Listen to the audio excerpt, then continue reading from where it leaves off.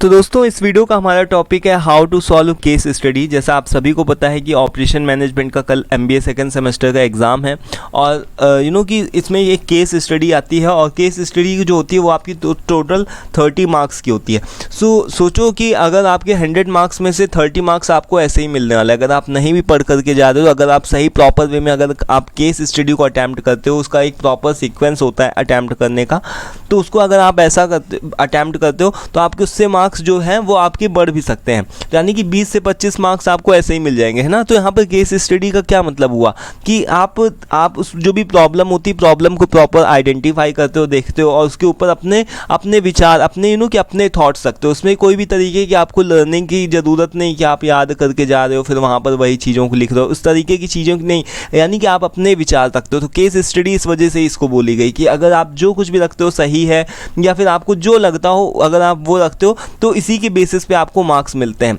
तो case study को attempt करना तो मस्ट है, कि केस स्टडी को आपको अटैम्प्ट करना ही चाहिए। और इसके अलावा दोस्तों कि ये सोचो कि अगर इसको आप करते हो, कि देखो एक बात है कि अगर आप इसको प्रॉपर वे में करते हो, कि आप प्रॉपर वे होता है कितने पेज में लिखना है, ये सभी चीज़ों के बारे में हम लोग डिस्कस करेंगे, किस तरीके से अटैम्प्ट करना है, इसमें आपको सब कुछ बताऊंगा जिससे आपके अच्छे मार्क्स गेन हो। सो यहाँ पर देखो जो केस स्टडी है दोस्तों, ऐसा नहीं कि इसमें आपको पन्ने भरते चले जाने हैं, 7, 8, 10 पेज लिखते चले जाना है। तो इस तरीके का अगर आप करते हो तो ये सोच करके कि हमको पेजेस भरने हैं उससे हमारे मार्क्स बढ़ जाएंगे, ऐसा कुछ भी नहीं है।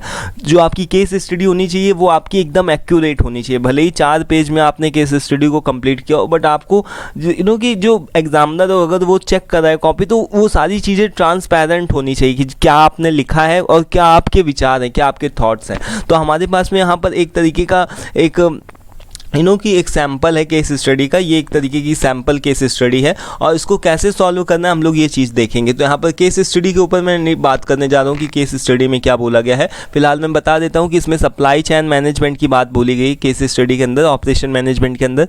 तो इसमें सप्लाई चेन ट्रांसपेरेंसी की बात बोली गई। ट्रांसपेरेंसी यानी कि सब ट्रांसपेरेंट होना क्यों ज़रूरी है, ये चीज़ के ऊपर बात बोली गई। जैसे जो फ्लिपकार्ट वाले हैं, अमेजोन वाले हैं, ये अपने कस्टमर्स के साथ में ट्रांसपेरेंट रहते हैं। जैसे कि हमने आज प्रोडक्ट ऑर्डर किया तो ये ट्रांसपेरेंट होकर के बता देते हैं कि कब आपका ऑर्डर डिलीवर होगा। हमने उसको रिटर्न के लिए अप्लाई किया तो उसमें बता दिया जाता है कि वो हमको सजेस्ट कर देता है कि 3-4 दिन में आपका जो ऑर्डर होगा वो रिटर्न होगा, इतने दिन में आपके पैसे आ जाएंगे। तो इससे क्या है कि कस्टमर एक सेटिस्फाई हो रहा है, बिल्ड हो रहा है। ट्रांसपेरेंसी का सीधा सा मतलब क्या हो गया कि अगर कंपनियां अपने बारे में बताती हैं, अपने कस्टमर्स को अलाउ करती हैं कि जो उनके कस्टमर्स हो वो उनके प्रोसेस के बारे में, उनके वर्कर्स के बारे में जाने, उनकी कंपनी के बारे में जाने, तो वही चीज़ क्या होती है ट्रांसपेरेंसी। जैसे सपोज कि अगर मैं अपने काम के बारे में सबको बता रहा हूँ तो ये क्या है कि हमारी ट्रांसपेरेंसी है कि हमने ट्रांसपेरेंसी बना करके रखी हुई, सभी को पता है कि मेरे काम में कि हम किस तरीके से काम करते हैं। तो ये क्या है ट्रांसपेरेंसी। लेकिन अगर हम अपने काम को छुपा रहे हैं तो वो क्या हो गया कि वो ट्रांसपेरेंसी नहीं है ना। तो यही चीज़ है कि सप्लाई चेन में ट्रांसपेरेंसी का होना क्यों ज़रूरी है। और इसमें क्लोथिंग इंडस्ट्री की बात करी गई है, यानी कि क्लोथिंग फैक्ट्री की बात करी गई है कि क्लोथिंग फैक्ट्री के अंदर ट्रांसपेरेंसी किस तरीके से हेल्प करती है। इन्हीं 2 क्वेश्चंस में आपको पूछा गया। तो आपको सबसे पहले क्या करना है कि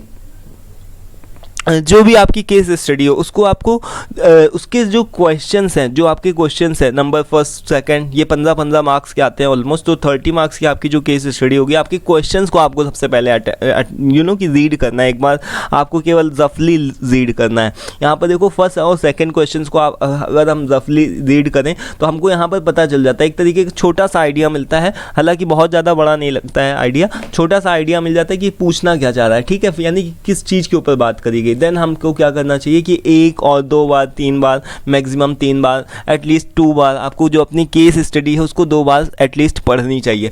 तो उससे क्या होता है कि आपको प्रॉपर एक आइडिया मिलता है। देन आपको डायरेक्ट क्वेश्चंस पे नहीं जाना है। जैसे अगर मान लो कि फर्स्ट नंबर लिखा हो, सेकंड नंबर लिखा हो, तो डायरेक्ट आपने क्वेश्चन का आंसर डाला, बस क्वेश्चन आंसर थोड़ी नहीं चल रहा, यहाँ पर केस स्टडी चल रही। तो इसमें आपको क्या करना है, प्रॉपर केस स्टडी का टाइटल आपको देना है। यानी कि केस स्टडी का एक अपने हिसाब से अपने दिमाग में इमेजिन करो कि किस चीज़ के ऊपर टाइटल दिया गया है। तो केस स्टडी का टाइटल डालो, यानी कि supply chain transparency in the retail industry, इस तरीके से आपने एक टाइटल दिया। देन उसके बाद में आपने एक इंट्रोडक्शन दिया। इंट्रोडक्शन के अंदर आप वो सभी चीज़ें मेंशन करते हो जो आपकी केस स्टडी जिस बारे में है, यानी कि आपको यहाँ पर से जितना भी ये चीज़ लिखी हुई है, जितना भी आपके केस स्टडी है उसका आप गिस्ट निकालते हो, पूरा इंट्रोडक्शन निकालते हो, यानी कि जो पूरी केस स्टडी होती है जस्ट उसको 2-3-4 लाइन में आप एक्सप्लेन करके लिखते हो इंट्रोडक्शन पार्ट में। उसके बाद देन आपको मेन प्रॉब्लम को लिखना है कि प्रॉब्लम क्या है, यहाँ पर प्रॉब्लम क्या आ रही है। तो यहाँ पर the main problem in this case study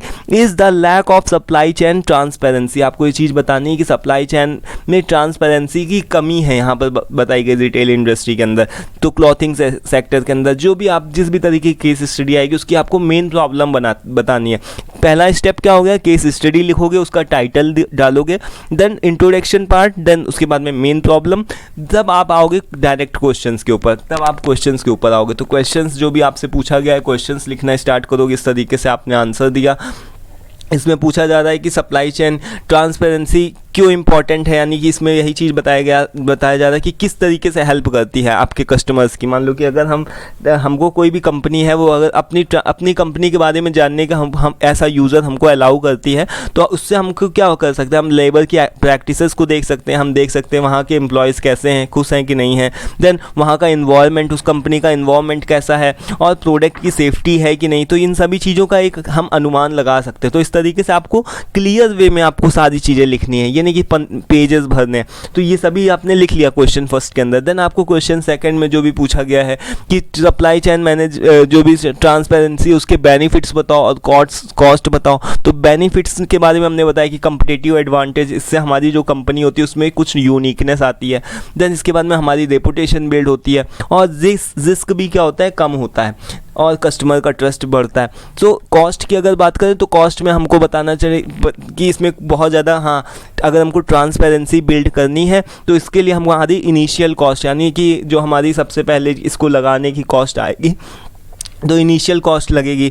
then increased accountability, हमारी हमको जवाब भी देना पड़ेगा, अपने मैनेजमेंट को जवाब भी देना पड़ेगा, और साथ ही साथ में कम्पिटिटिव प्रेशर भी रहेगा, क्योंकि अगर हम ट्रांसपेरेंसी अपने कस्टमर्स को अलाउ करते हैं कि चलो वो हमारे बारे में जाने, हमारे काम के बारे में जाने, तो इससे ये भी हो सकता है कि जो हमारे कंपटीटर्स हैं वो हमारी नकल करने लगें।